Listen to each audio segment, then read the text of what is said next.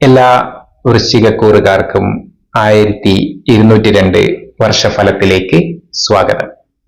വിദ്യാർത്ഥികളുടെ പഠനം, ജോലി, ബിസിനസ്, സാമ്പത്തികം, വസ്തുവകകൾ, കുടുംബം, ആരോഗ്യ വിഷയങ്ങൾ, പൊതുവായ ഗുണദോഷങ്ങൾ, പരിഹാരങ്ങൾ എന്നിവയാണ് ഈ വീഡിയോയിൽ ഉൾക്കൊള്ളിച്ചിരിക്കുന്നത്. എല്ലാവരും ചാനൽ സബ്സ്ക്രൈബ് ചെയ്ത് നിങ്ങളുടെ അഭിപ്രായങ്ങളും വിമർശനങ്ങളും നിർദ്ദേശങ്ങളും കമന്റുകളായിട്ട് നൽകണം എന്ന് അഭ്യർത്ഥിക്കുകയാണ്. വൃശ്ചികക്കൂറുകാർക്ക് പഠനവുമായി ബന്ധപ്പെട്ട് വളരെ നല്ല അവസരങ്ങൾ തീർച്ചയായിട്ടും ഉണ്ടാകും. പ്രത്യേകിച്ചും മെഡിസിൻ, നഴ്സിംഗ്, സൈക്കോളജിക്കലായിട്ടുള്ള പഠനങ്ങൾ, കാർഷിക മേഖലയിലുള്ള പഠനങ്ങൾ, കോഴ്സുകൾ, വിദേശവാസം, വിദേശത്തുള്ള പഠനം എന്നിവയൊക്കെ അനുകൂലമായിട്ടാണ് കാണുന്നത്. ജോലി സംബന്ധമായിട്ട് തീർച്ചയായിട്ടും ഭാഗ്യങ്ങൾ ഉണ്ടാകും.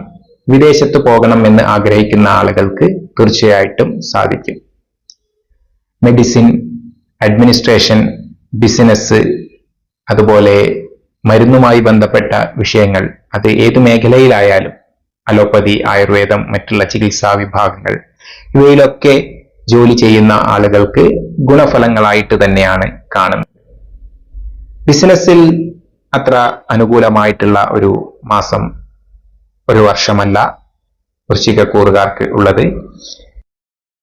ബിസിനസ്സിൽ ചില തടസ്സങ്ങളും പ്രയാസങ്ങളും സാമ്പത്തികമായിട്ടുള്ള നഷ്ടങ്ങളും വരാൻ സാധ്യതയുള്ളതുകൊണ്ട് നിങ്ങൾക്ക് കൃത്യമായി ഉറപ്പില്ലാത്ത അല്ലെങ്കിൽ ആത്മവിശ്വാസമില്ലാത്ത ഒരു ബിസിനസ് ആരംഭിക്കുന്നത് തീർച്ചയായിട്ടും ഈ വർഷം മാറ്റിവെക്കുന്നതാണ് ഉചിതം.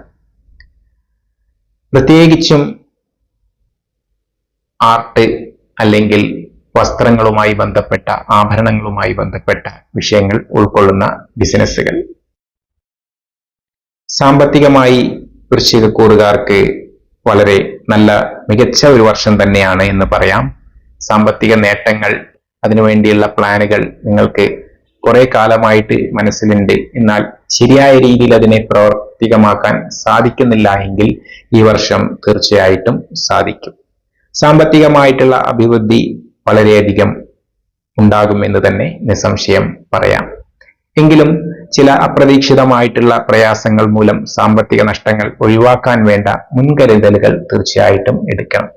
പ്രത്യേകിച്ചും ആരോഗ്യം, അതുപോലെയുള്ള ചില കുടുംബത്തിന്റെ ചെലവുകൾ എന്നിവയൊക്കെ, മക്കളുടെ വിദ്യാഭ്യാസം അല്ലെങ്കിൽ ചികിത്സ തുടങ്ങിയ വിഷയങ്ങളിലൂടെയൊക്കെ അപ്രതീക്ഷിതമായിട്ടുള്ള ധനനഷ്ടം ഉണ്ടാകാൻ സാധ്യതയുള്ളത് കൊണ്ട് നല്ല ഒരു മുൻകരുതലുകൾ അതിന് ആവശ്യമാണ്. വസ്തുവകകളുമായി ബന്ധപ്പെട്ട് വൃശ്ചികക്കൂറുകാർ കാര്യമായിട്ടുള്ള നീക്കങ്ങൾ നടത്താതിരിക്കുന്നത് ആയിരിക്കും നല്ലത്. അതിലൂടെയുള്ള ചതികൾക്കും വഞ്ചനകൾക്കുമൊക്കെ സാധ്യത ഉണ്ട്. നിങ്ങളുടെ ജാതകത്തിൽ നല്ല ഒരു സമയമല്ല എങ്കിൽ തീർച്ചയായിട്ടും വസ്തു, ഭൂമി, വാഹനം മുതലായവയുമായി ബന്ധപ്പെട്ട വിൽക്കലുകൾ, വാങ്ങലുകൾ, വ്യവഹാരങ്ങൾ കുറച്ചു കാലത്തേക്ക് ഒഴിവാക്കുന്നതായിരിക്കും അഭികാമ്യം. കുടുംബവുമായി ബന്ധപ്പെട്ട് പൊതുവെ നല്ല സ്നേഹബന്ധങ്ങളും യോജിപ്പും തന്നെയായിരിക്കും വൃശ്ചികക്കൂറുകാർക്ക് ഉണ്ടാകുക. ജാതകത്തിൽ ചില പ്രയാസങ്ങൾ ഉള്ളവർക്ക് ദാമ്പത്യപരമായ വിഷയങ്ങളിൽ പ്രയാസങ്ങളും, നിങ്ങളുടെ മനസ്സ് കൃത്യമായിട്ട് അവർക്ക് മനസ്സിലാക്കാൻ സാധിക്കാത്തത് കൊണ്ടുള്ള പ്രയാസങ്ങളും വിഷയങ്ങളും ഒക്കെ ഉണ്ടാകാം. എങ്കിലും ജാതകത്തിൽ അനുകൂലമായുള്ള അവസ്ഥ ഉള്ളവർക്ക് വലിയ പ്രയാസങ്ങൾ ഉണ്ടായിരിക്കുകയില്ല.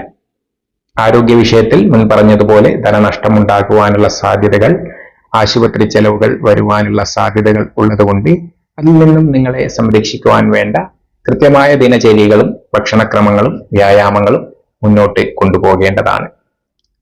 പൊതുവായി ആരോഗ്യ വിഷയത്തിലും ബിസിനസിന്റെ വിഷയത്തിലും വസ്തുവകകളുമായി ബന്ധപ്പെട്ട വിഷയത്തിലും വൃശ്ചികക്കൂറുകാർക്ക് അല്പം പ്രയാസമുള്ള കാലഘട്ടമാണ്. പഠനം, ജോലി, സാമ്പത്തികം വിഷയത്തിൽ കുറച്ച് അനുകൂലവുമാണ്. ഇത്രയുമാണ് വൃശ്ചികക്കൂറുകാർക്ക് ഫലങ്ങളായിട്ട് പറയുവാനുള്ളത്. പരിഹാരമായിട്ട് സുബ്രഹ്മണ്യൻ, ഭദ്രകാളി ക്ഷേത്രങ്ങളിൽ ദർശനം നടത്തി പൂജ കഴിക്കുന്നത് ഗുണം ചെയ്യും. ജപം, ധ്യാനം, ഇഷ്ടദേവതയോടുള്ള ഉപാസന എന്നിവ ശീലിക്കുന്നത് തീർച്ചയായിട്ടും ഗുണം ചെയ്യും. ഇത്രയുമാണ് ഈ വർഷത്തെ ഫലങ്ങളും പരിഹാരങ്ങളുമായിട്ട് പറയുവാനുള്ളത്. ഏവർക്കും നല്ല ഒരു 1202 വർഷം ആശംസിച്ചുകൊണ്ട് നിർത്തുന്നു. നന്ദി, നമസ്കാരം.